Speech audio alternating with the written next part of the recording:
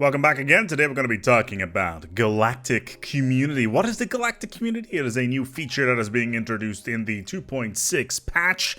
And there are some features here that are, of course, paid for. As always, this is usually more content-orientated. But overall, the Galactic Community is part of the free part of the expansion, except for the Council, which is basically the Stellaris equivalent of the UN Security Council. Regardless, let's dive right in. Membership. How does one even get a membership in the Galactic Community? Well, it's relatively straightforward. You remember the market, the intergalactic market? If you have a certain amount of aliens that are being discovered, you can start the Galactic Market. It's very similar here as well, where you can form the Galactic Community if you find, and I quote, the Galactic Community begins once a non-genocidal and non-Gestalt empire has encountered at least half the galaxy, and at least 3 non-genocidal empires to form a community. And then over time, new empires can be asked to join said community. You don't have to join this community. You can leave whenever you want, of course, at a cost of a mere 500 influence. Yes, half your max influence pool in order to leave the Galactic Community. And everybody will be like, why would you do that? Why would you leave the Galactic Community, you nubbits? Now you don't live under our oh-so-beneficial laws anymore. So yeah, it's a full-on Galaxit situation in that regard. But yeah, Galactic Communities are formed. There's only one of them, of course, similar to the Galactic Market. But more importantly, something that I found rather curious, there is no place physically where the Galactic Community lives. Unlike the Galactic Market, there is no building or a space station where the Galactic Community actually is, which is something that I feel is a bit of a shame. There's probably a good reason for it. I guess you need to send your envoys from somewhere, but similar to the Shroud, it doesn't really exist anywhere in particular except in the ether as a resource or a place for people to meet. Kind of similar how strategic resources and logistics and supply work. They're off somewhere. They're not on the map, but they exist.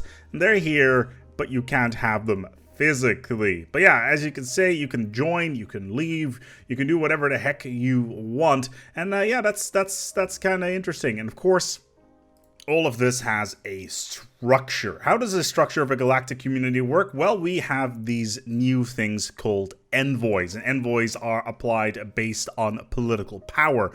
The more political power you have, the easier it is for you to vote in whatever treaty you want within the Galactic Community, and everybody within the Galactic Community will then have to follow that. If you are a large empire with a lot of pups that are super happy, then you will be able to push through whatever you want. Once again, you are, in fact, the Senate. So yeah, the influence there is really interesting. It does a little bit tie into factions, sadly not in the extent that I would have hoped, but certain resolutions will allow you to outlaw certain policies, which means that certain factions won't be happy about it, making sure you get less influence, less happiness, and of course, less diplomatic impact. Sadly, we won't be able to see anything of that when it comes to other alien empires because we don't really have any idea how alien factions work, which is a little bit annoying. There is indirect interaction there, which I find rather cool. They don't have any impact on things like leader agendas or anything like that, so feel free to continue building those mining districts wherever you want. Let's talk a little bit about resolutions. Now, the question is, resolutions, how do they work? Well, first of all, they are split into 5 categories: commerce and industry, politics and culture, environment and technology, defense and war, and galactic priorities. Now, all of these have their own specific resolutions in mind that all kind of bounce off of each other and will most likely cause everybody to squabble about what the political system should do. Because everybody knows the political system, i.e. the bureaucracy, moves so slow that it will even give a snail a run for its money. But yeah, every single category has 8 there's 8 subcategories.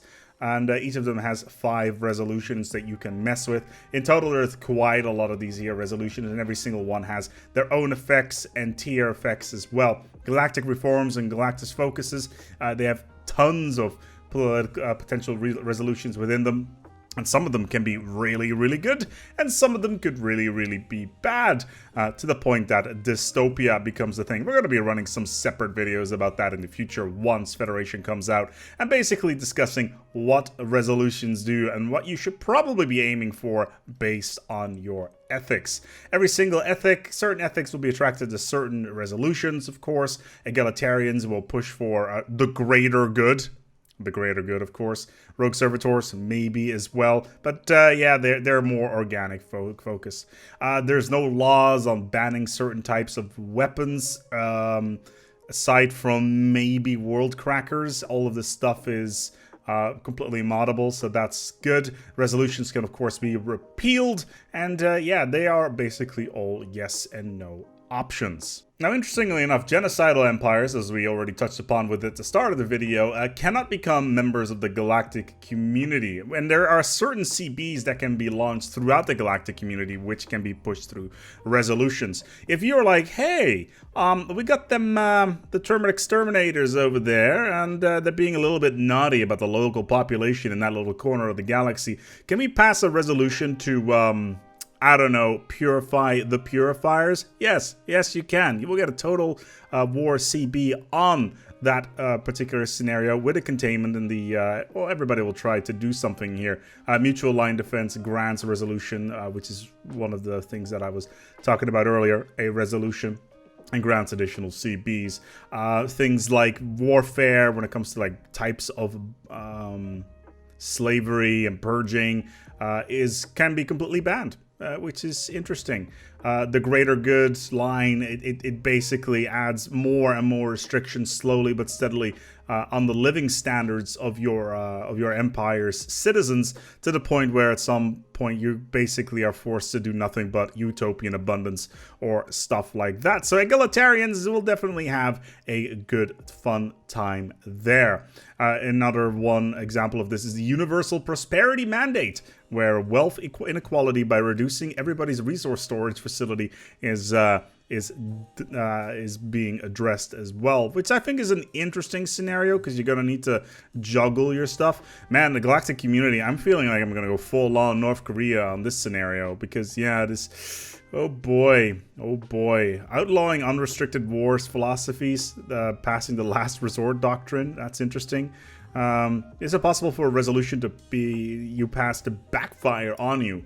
Make sure your consumer goods production is up to snuff before passing the Universal Prosperity Mandate, because if you're not egalitarian, you're going to have some serious problems, because all of a sudden your pops will want to use all the consumer goods. So that is a problem you want to keep your eyes on. But yeah, you can vote however you want, really, which is good. It's definitely an interesting system. I'm really curious what's going to be out there. What are the 3 most extreme resolutions that can be passed? All of the 5th tier resolutions are pretty extreme, of course. There's the 5 categories and their individual tiers, and there's 3 of these that we can dive into, that we have at the moment, at least information that we know about. So the Universal Prosperity Mandate already touched upon, basically outlaws all living standards that are not shared burdens, utopian abundance, chemical bliss, or mandatory pampering. Oh dear. Man, shared burdens, so that's communism. Utopian abundance, which is communism. Chemical bliss, which is communism with drugs. And mandatory pampering, which is the robots will do everything now. Oh boy, that is that is an interesting one.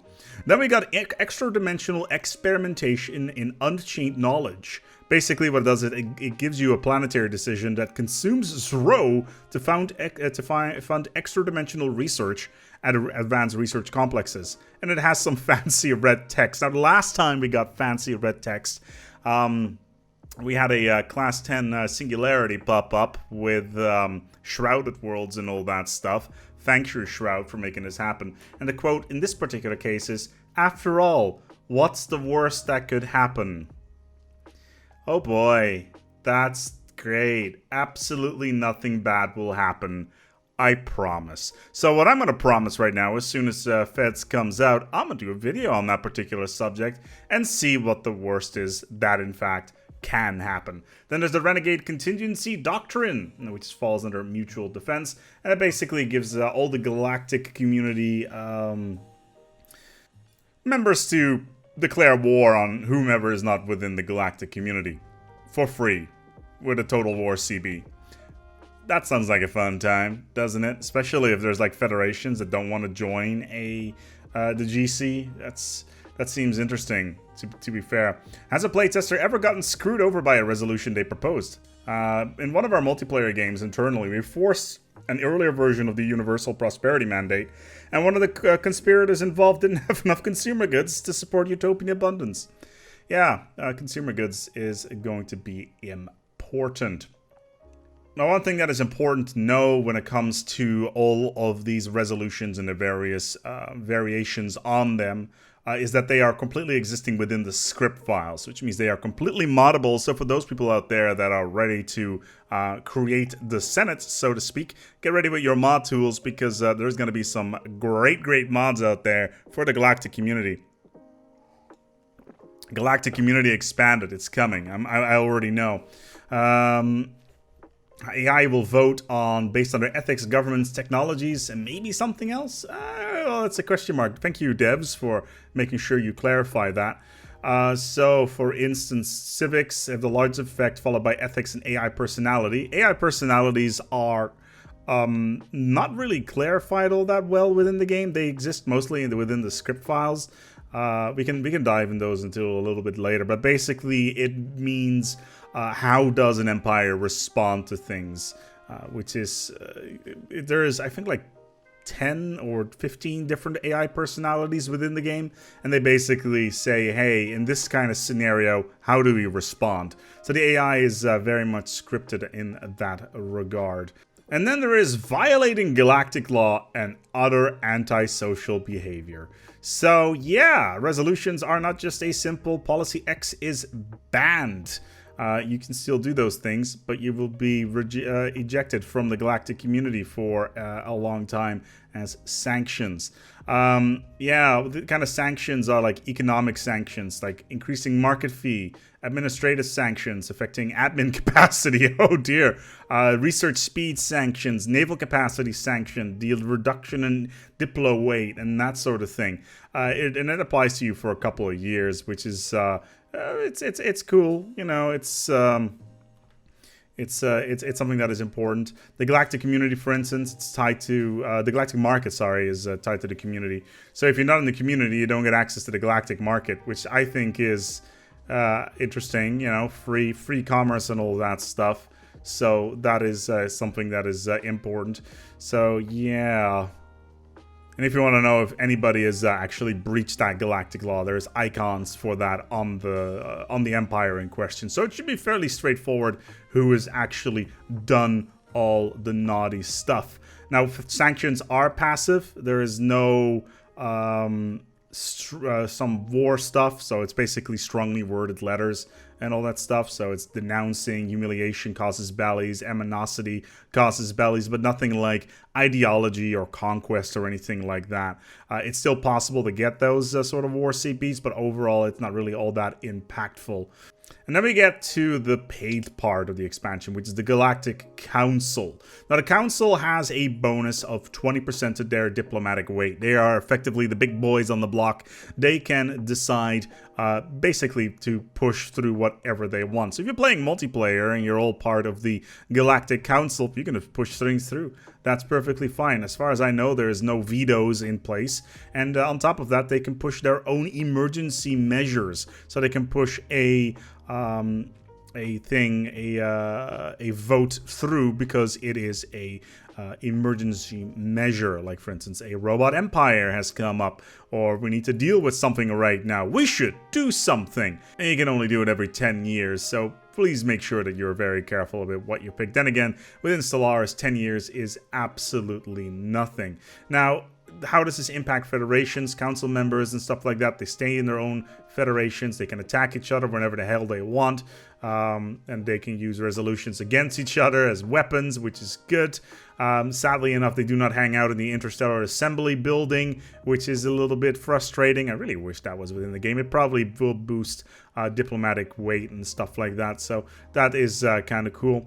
Then on top of that, we got crisis, threats, enclaves, things that have larger fleets. Awakened empires, how do they deal with the Galactic Community? Well, the resolutions for War in Heaven exist. They're special ones, and they can decide to side with a power. So the entire Galactic Community can be like, I like you guys. We're going to go and join you, and that'll be it. So that's definitely possible. There is a crisis fighting mode, which basically is becomes a galactic focus or an emergency measure, where the entire Galactic Community is like, we need to do something about this. And then eventually, after probably like 20 years, they'll be like, oh no, all these planets are dead. What is going on? So yeah, they can open borders, they can start sending in fleets, and that sort of thing. So that is all there. There's quite a lot of focus on AI interaction with this one. What sort of things can be declared a threat to the galaxy? Can I be declared a threat to the galaxy when playing as a Fnatic Purifier, Swarm, or Exterminator? What are the mechanical consequences of declaring something the threat to the galaxy? The major and minor crises in the Awakened Empires are currently declared as the galactic focus. Genocidal empires are not a threat to the galaxy unless, of course, they are completely running out of control. There is some interaction between the art colleges, the curators, and the traders and stuff like that. Within the Galactic Community, there's stuff with that. And Fallen Empires, they will probably not join the Galactic Community. So yeah, that's definitely possible. Does the Galactic Community interact with any of the Ascension paths? Well, considering we talked about the interdimensional research stuff, I'm pretty sure it will do at some point. I'm really looking forward to bring the Shroud in and any of those ones, so that'll be interesting. Can there be non-war related emergencies, economic interventions of failing states? The formation of the galactic market is handled as a galactic focus, at which time we have not created any focuses for economic interventions. Yeah, the game is not really set up for this sort of thing. Sadly, it's very much warfare focused, which is a shame. So yeah, the Galactic Community, it is coming in our general direction. It looks pretty cool. I'm really looking forward to how this is going to develop over time and all the mods that are going to come out of this, because this is a huge expansion in terms of gameplay, almost on par, I would say, with Le Guin's economy. The real question is, how is the AI going to deal with it, or are they going to be somewhat brain dead like in certain other scenarios, or is the performance of the game going to be affected? We will see. We will see as we come closer to the release of Federations and, of course, 2.6. I'm going to go and wrap this one up here. Thank you so much for watching. I want to thank all my patrons from Patreon for making this video possible. As always, if you want to get involved with the Patreon, feel free to navigate to the Patreon page and pledge your support for the channel, because we always like that sort of thing. But still, though, here's 2 more videos for you if you like this sort of thing. I have curated 2 videos for you to check out. There's a playlist there as well, so feel free to click on one of these and be entertained a little bit more. Federations, it's coming out. It's coming soon. When is it coming? We do not know. But in the meantime, we're going to wrap it up here. Thank you so much for watching, and until next time, take good care of yourselves. And as always, each other.